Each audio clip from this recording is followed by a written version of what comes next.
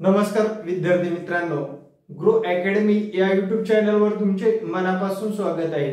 आजच्या या व्हिडिओमध्ये महाराष्ट्र टीईटी परीक्षा 2024 याबद्दल आपण मराठी मीडियम आणि इंग्लिश मीडियम मधला नेमका फरक काय असतो।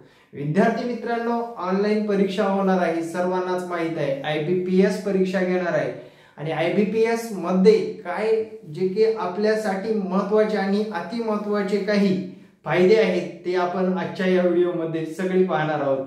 सर्वांनाच माहित आहे टीईटीचं मटेरियल खूप रेअर आहे मित्रांनो, आणि या सर्व मटेरियल मध्ये विचारात घेतलं तर हे मटेरियल कसं कलेक्ट करायचं, कशा पद्धतीने अभ्यास करायचा, कशा पद्धतीने विद्यार्थी मित्रांनो आपल्याला मराठी मीडियम असेल किंवा इंग्लिश मीडियम असेल कोणत्याही माध्यमातून शिकलं तर कसा पुढे फायदा होणार आहे, आपण आजच्या या व्हिडिओमध्ये सर्व गोष्टी पाहणार आहोत।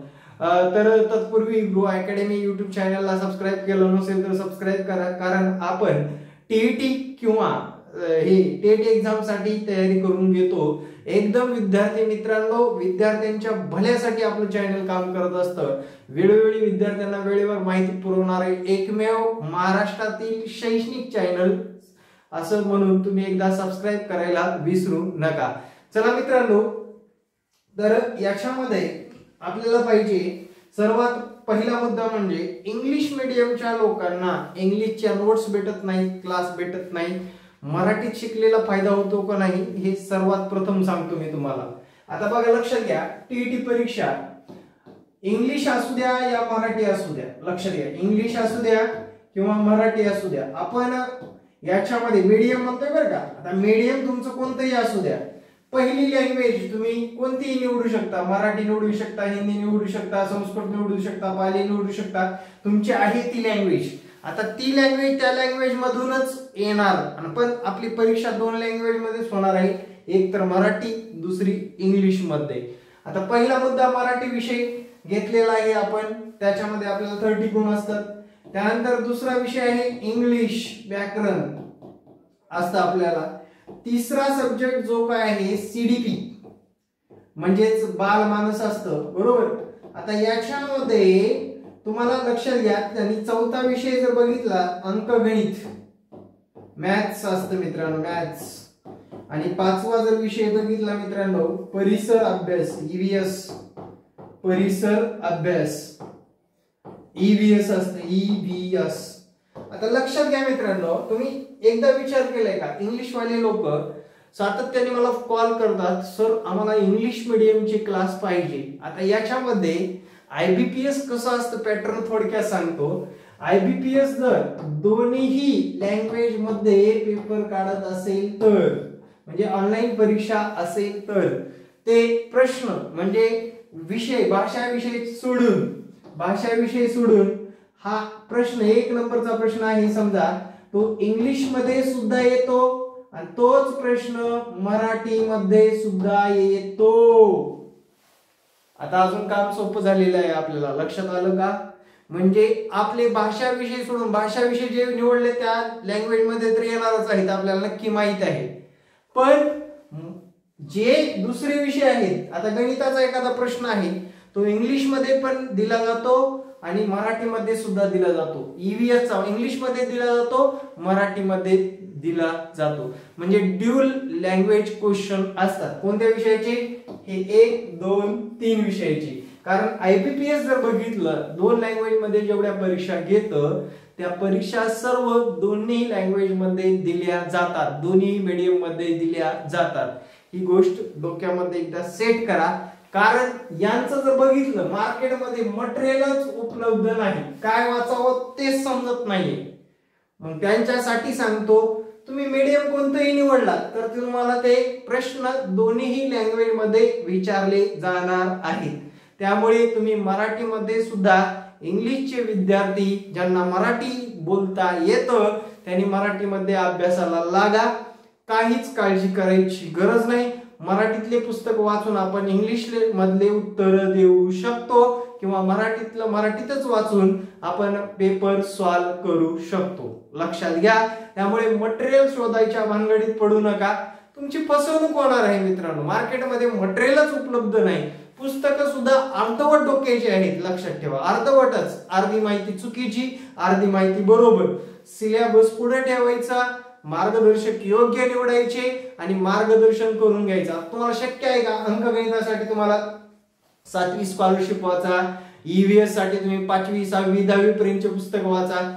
शक्य नसणाऱ्या विद्यार्थ्यांसाठी आपला ऑनलाईन क्लासची मदत घ्यायची आहे मित्रांनो, सरळ सरळ.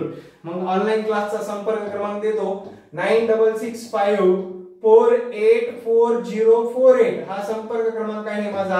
व्हॉट्सअप करा, तुम्हाला क्लासची माहिती मिळून जाईल. मग तुम्हाला आता लक्षात आलं का मटेरियल कसं उपलब्ध करायचे ते. आता क्लासच्या माध्यमातून काय काय भेटणार मी थोडक्यात सांगतो आणि पुढील माहिती देऊ आपण पुढेच. आता पहिला विषय म्हणजे मित्रांनो तुम्हाला ऑनलाईन क्लास असणार आहेत, ऑनलाईन.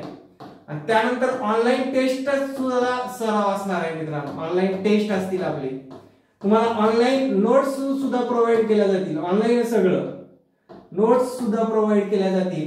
आणि मित्रांनो तुम्हाला ऑनलाईन सगळ्यात महत्वाचं म्हणजे जे काही ऑनलाईन असेल ते रेकॉर्ड क्लास सुद्धा तुम्हाला भेटणार आहेत. म्हणजे तुम्हाला तुमच्या व्हॅलिडिटी मध्ये कितीही वेळेस पाहता येणार आहे. सगळ्या प्रकारे ऑनलाईन घरी बसून तुम्ही आरामशीर या परीक्षेची तयारी करू शकता. साधारणपणे विद्यार्थी मित्रांनो नोट्स तयार केलेले आहेत, अगदीच तुम्हाला पास होण्याच्या गॅरंटी पेक्षा जास्त मार्क मिळवून देणारे आहेत मित्रांनो. आता सर आम्हाला फक्त नोट्स द्या ना, अजिबात दिल्या जाणार नाहीत. प्लीज कृपया करून मेसेज करू नका. ज्या विद्यार्थ्यांनी आपल्याकडे क्लास जॉईन केले त्या विद्यार्थ्यांना ऍपच्या माध्यमातून या नोट्स प्रोव्हाइड केल्या जाणार आहेत. कुठलीही पीडीएफ झेरॉक्स सध्या तरी आपण देत नाही. वेळ पडल्यानंतर त्याच्यावर विचार करू. पण नोट्स घेऊन तुमचा उपयोग होणार नाही. त्यासाठी मित्रांनो क्लास जॉईन केला तर नक्कीच त्याच्यामध्ये दुगना फायदा होईल. आता मिशन टीईटी मध्ये तुम्हाला लक्षात घ्या, डोक्यात घ्या, फक्त एकच लक्षात ठेवा.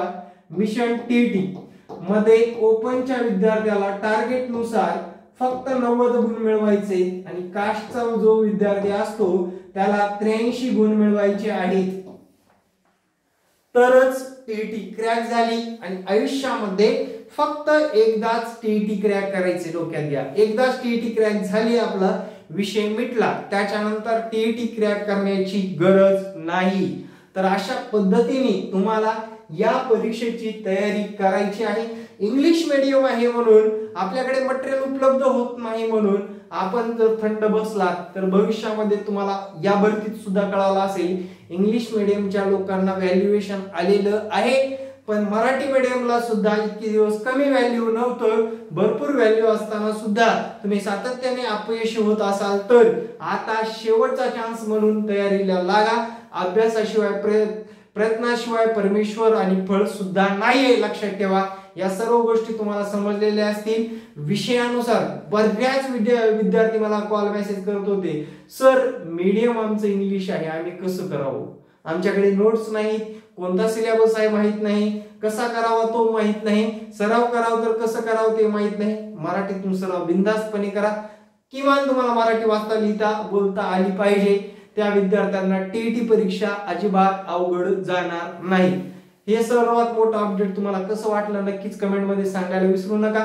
येणारे प्रत्येक व्हिडिओ पाहण्यासाठी आपल्या लाडक्या चॅनलला ग्रो अकॅडमी युट्यूब चॅनलला सबस्क्राईब करा. येणारे प्रत्येक व्हिडिओ पाहत चला. Thank you very much. जय हिंद मित्रांनो. भेटू नेक्स्ट व्हिडिओ मध्ये. जय हिंद, जय महाराष्ट्र. धन्यवाद.